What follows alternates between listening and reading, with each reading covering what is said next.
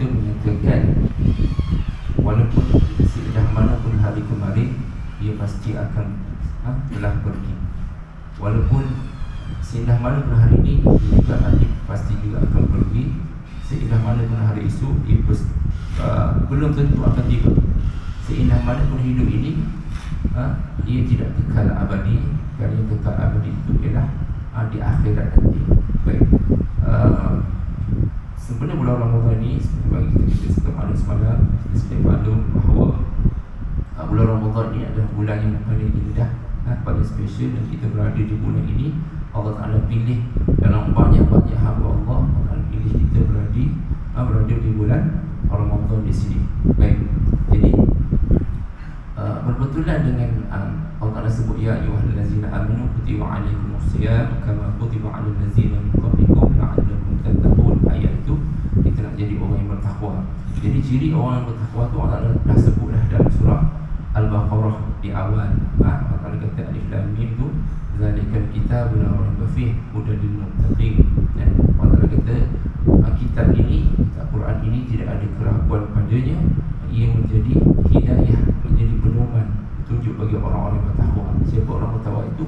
Allazina yu'minuna bil ghaib, itu orang atau mereka yang beriman, percaya sungguh-sungguh dengan perkara ghaib. Ya. Jadi kita ini ketika orang yang beriman. Sebab apa kita itu? Sebab kita boleh datang, boleh sembahyang, boleh puasa, itu maknanya kita beriman dengan perkara-perkara yang ghaib. Kan? Buat sungguh-sungguh. Kemudian allazina yu'minuna bil ghaib wa yuqimuna shalah, dan kita mendirikan sembahyang.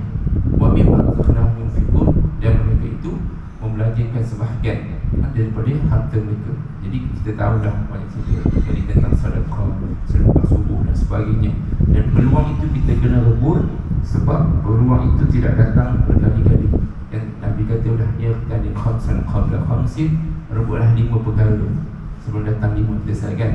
Antaranya ialah sihat kamu sebelum sakit, hidup kamu sebelum mati. Jadi peluang yang masih ada dekat tangan kita, dekat kita pada hari ini, kita kena buat sebaik mungkin. Walau bagaimanapun, bila sebut bertakwa, dia pasti ada yang paling bertakwa. Yang paling bertakwa Allah Ta'ala sebut dalam Quran, inna akramakum innallahi atqakum. Sesungguhnya orang yang paling mulia di sisi Allah ialah orang yang paling bertakwa. Jadi kita nak didik diri kita, latih diri kita untuk jadi orang yang bertakwa. Jadi bulan Ramadan ini ialah tempat untuk latih, training diri kita jadi orang yang paling bertakwa. Kan? Kalau dulu kita susah nak baca Quran, hari ini inilah bulan yang untuk kita latih puasa. Kalau kita susah nak sembahyang, sembahyang subuh, berjemaah nak sembahyang, inilah bulannya. Kalau kita susah untuk bersedekah, ini juga bulannya. Semuanya berada di sini. Kalau kita orang yang suka marah, panah barat, inilah bulan untuk kita bersabar.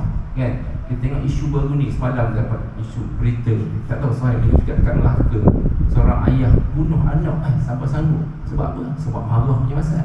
Kan? Kesabaran tu, bila marah, kenapa jadi macam tu? Sebab sifat marah. Kalau dalam sifat ilmu tasawuf, dia cerita tajuk sifat-sifat mazmumah, sifat al-ghadab, sifat marah.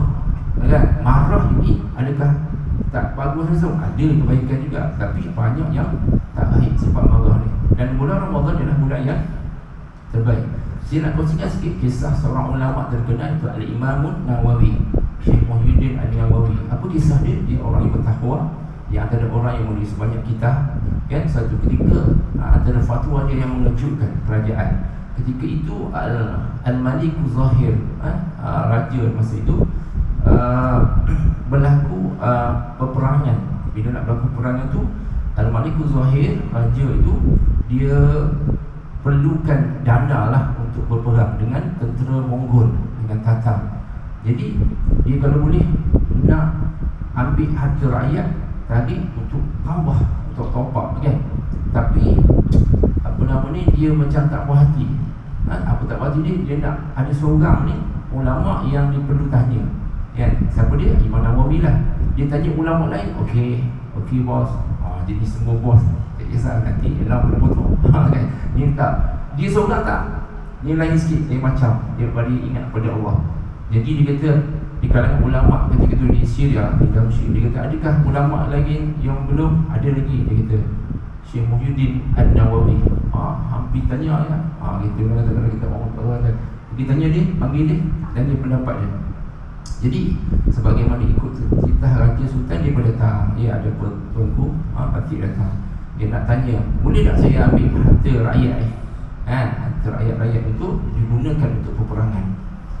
Kata Imam Nawawi, dia kata, tuanku, saya tahu tuanku ini asalnya dulu adalah hamba tawanan perang, kan?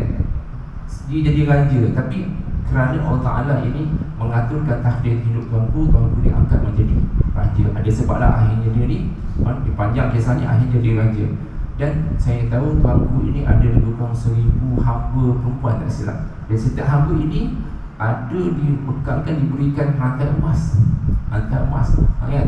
Kemudian tuanku ada 200 khadam lelaki atau perempuan, dan juga ada rantai, itulah barang-barang kemas. Kata Imam Nawawi, sekiranya tuanku telah menggunakan semua aset-aset tuanku ini, aset kerajaan ini, dan tak cukup, barulah Batik akan keluarkan fatwa bahawa kita boleh ambil harta rakyat untuk digunakan dalam peperangan. Terkejut raja, dia macam jadi raja marah. Saya titahkan, minta titahkan kamu keluar daripada negara ni. Apa Imam Nawawi bagi bagus, dia pindah daripada negara itu, duduk di mana, di Iraq ke mana dia keluar. Kemudian dipujuk oleh sahabat-sahabat yang lain, baliklah. Kata Imam Nawawi, aku takkan balik selagi orang raja tu duduk banyak yang macam tu, biar aku jadi tenang. Kan? Sebenarnya ulama-ulama ni sahabat cerita kembali kepada sifat takwa. Dia takkan meletakkan hukum manusia itu lebih daripada hukum Allah Subhanahu wa Ta'ala. Ini kita tu ciri-ciri ulama-ulama yang soleh, ulama-ulama yang berpegang kepada ajaran Al-Quran sepenuhnya. Dia kembali kepada dari Al-Quran, allazina yu'minuna bil ghaib, kan? Dia ciri kepada orang-orang yang muttaqin, kan? Orang-orang yang bertakwa ni, dia nak buat tu takut sungguh, kan? Kalau dia jumpa, kalau orang bertakwa ni, kita ambil mudah. Kita zaman kanak-kanak masih kecil tu, balik sekolah ni, kalau saya nak zaman era 80-an 90-an ada sini, kan?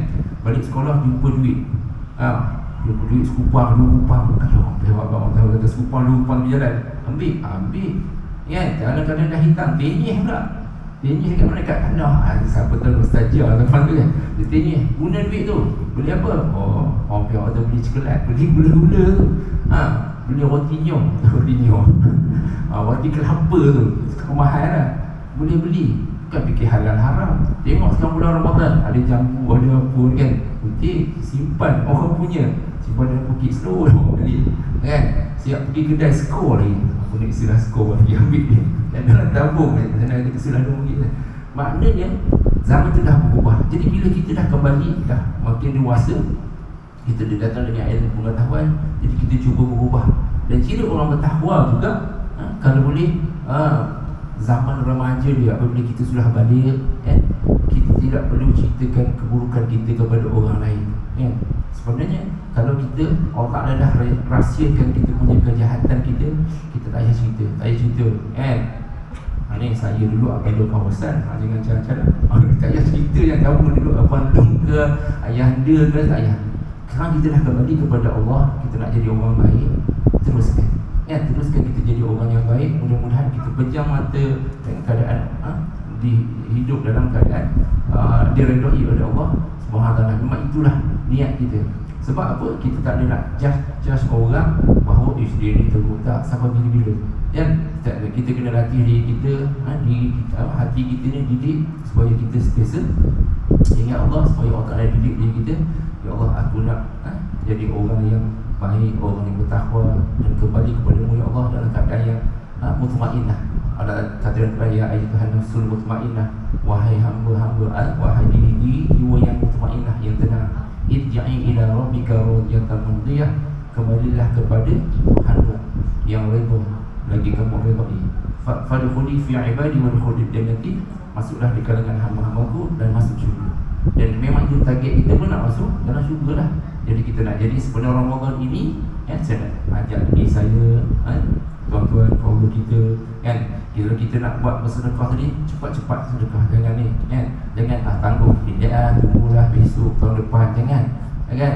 Sepaling baik sedekah orang yang dikelilingi kita, anak, keluarga kita, apa semua, kan?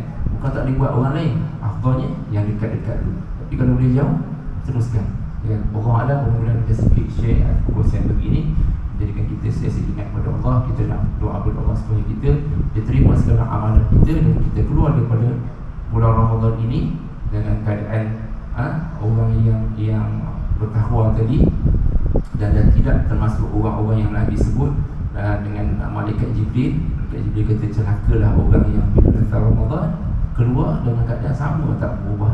Jadi kita nak ada perubahan.